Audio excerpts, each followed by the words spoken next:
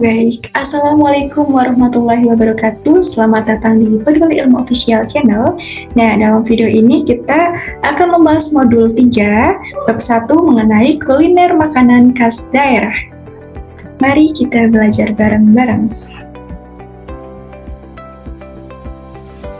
Nah, dalam poin pertama kita akan belajar mengenai mengidentifikasi tujuan dan ciri teks prosedur.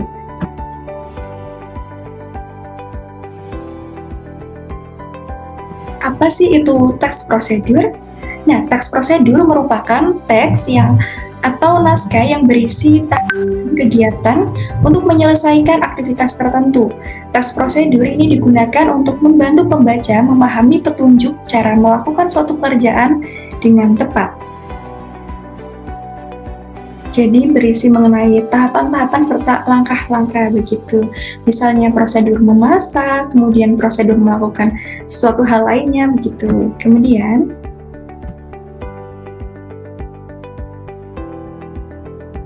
di sini kita akan mempelajari mengenai mengidentifikasi tujuan dari teks prosedur.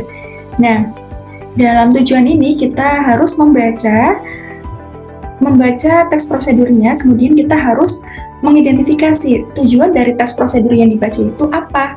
Misalnya di sini ada contoh teks prosedur kue lempeng pisang.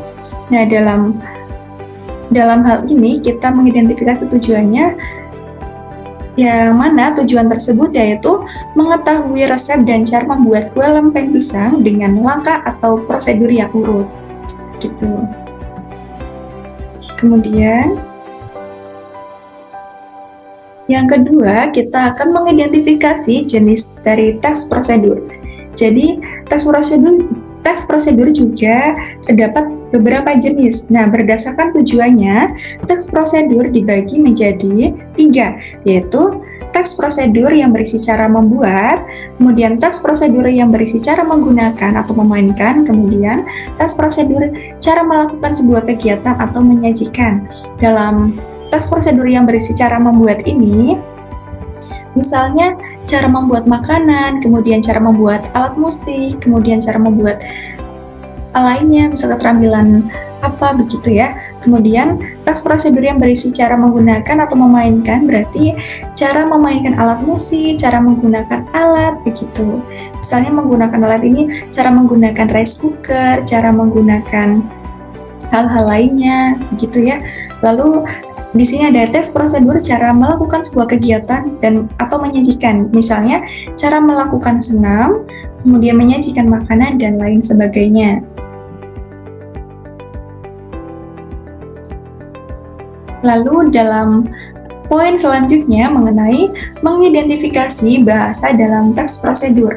Nah, dalam teks prosedur dapat ditemukan penggunaan yang pertama kalimat perintah, saran atau larangan, misalnya bukalah tutup botol, kemudian perintah-perintah lainnya.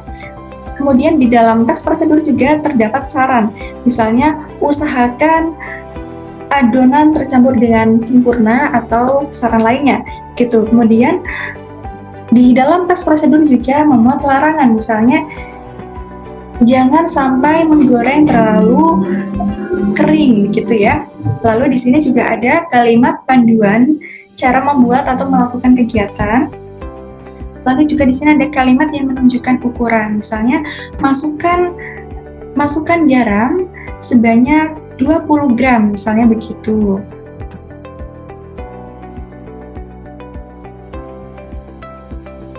Nah, yang kedua, poin selanjutnya mengenai menyimpulkan isi dari teks prosedur.